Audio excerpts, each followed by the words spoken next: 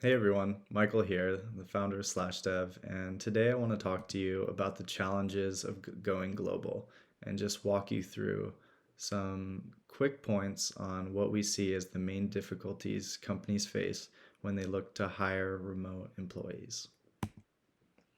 Number one, a lot of companies will tell you that they've never done it before, and so it's a huge hurdle to get over. Get over this quickly, try it out, just start working with some remote employees. All the top companies around the world are doing this. So it's not just it might work, it will work if you do it right, and you need to learn how to do it. So make sure that if you've never done it before, you just get out there and start working with some remote talent. How can you trust someone remote? Well, it's actually, we see a lot of our remote engineers are more loyal than engineers that you would see in major cities.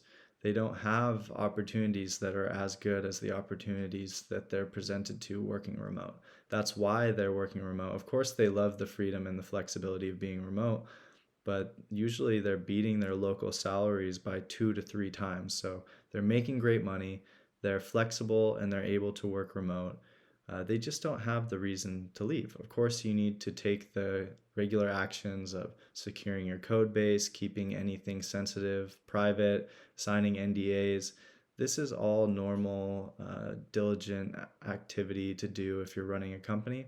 But at the end of the day, at Dev, we don't see any difference, if not more loyalty from our remote employees than employees in house or local employees.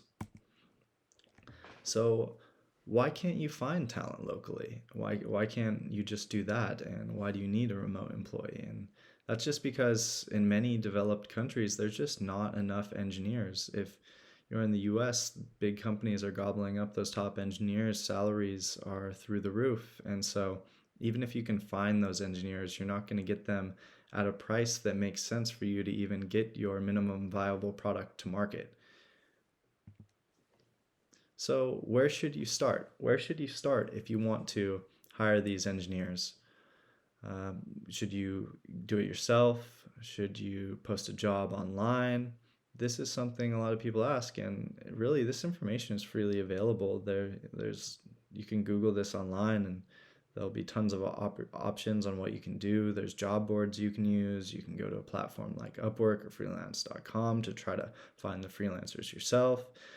You can hire through a partner like Dev that gets thousands of applicants every month and screens them for technical ability, English level, project experience, understanding of design patterns, and writing clean code.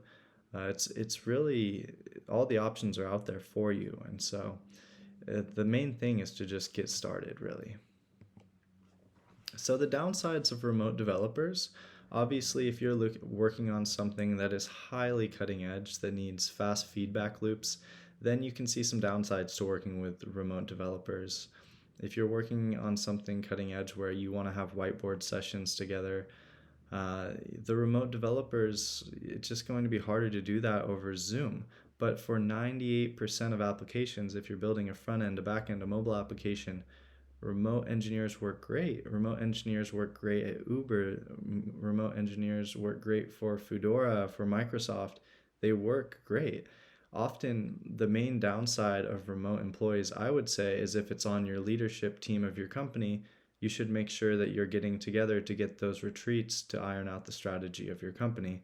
But otherwise, engineering is straightforward. It works or it does not. And if they have built several backends, they know what they're doing. If they've built front ends, they know what they're doing.